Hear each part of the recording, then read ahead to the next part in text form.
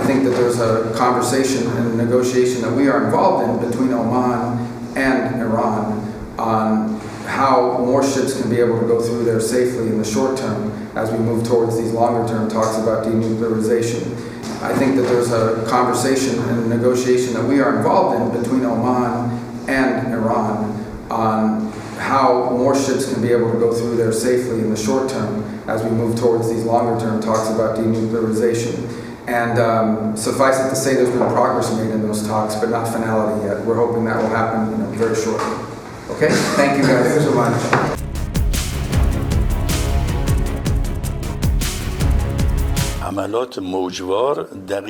The wave-like attacks became more precise and intense. Missiles and drones were launched toward the U.S. base to such an extent that Kuwait was turned into ruins. Most forces have been displaced from there. In Erbil, more than 40 to 50 B-52 aircraft had arrived, and many forces were moved out of Erbil. More importantly, the CENTCOM command, which was in Qatar, first moved to Jordan. We also hit Jordan severely, so the commander moved from Jordan to Israel. What does this mean? It means that the apparatus for an imminent battle is being set up so that when they come to the Strait of Hormuz, they can command and provide support from nearby, both command and support for targeting operations in the Strait of Hormuz.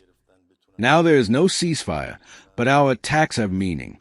For example, we will by no means allow a second corridor to open in the Strait of Hormuz. Even if they bring an aircraft carrier, we will hit the carrier. If they bring military forces, we will hit them. For now, we threaten the ships not to go.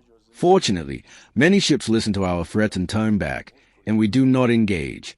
But some, who are clearly under complete pressure from the Americans, come. Well, they sustain some damage, and then they turn back themselves. I heard that yesterday, apparently, Mr. Trump said, we had an operation larger than World War II. His reference is to the very thing I am talking about. Yes, you're dreaming, Mr. Trump. You were in a dream and a fantasy. But why wasn't it implemented? Why didn't your people set foot on the ground? No, I cannot say it has been completely ruled out. But firstly, it has become very weak and the probability has decreased. Secondly, even if it is carried out, it will be limited, for example, in the form of a raid. Forcing Ukraine to launch a ship attack, they also got in touch saying that, no, this was a mistake. We made a mistake. Well, we are currently investigating because we are prepared to strike 3 points in Ukraine. However, after they said it was a mistake, since we are not truly seeking to expand the war and we do not want to incite warmongering. Trump's third war was because they said, we will open the Strait of Hormuz, go in and seize Iran's oil and gas, KAG, and so on. In northern Iran, we deploy air defense.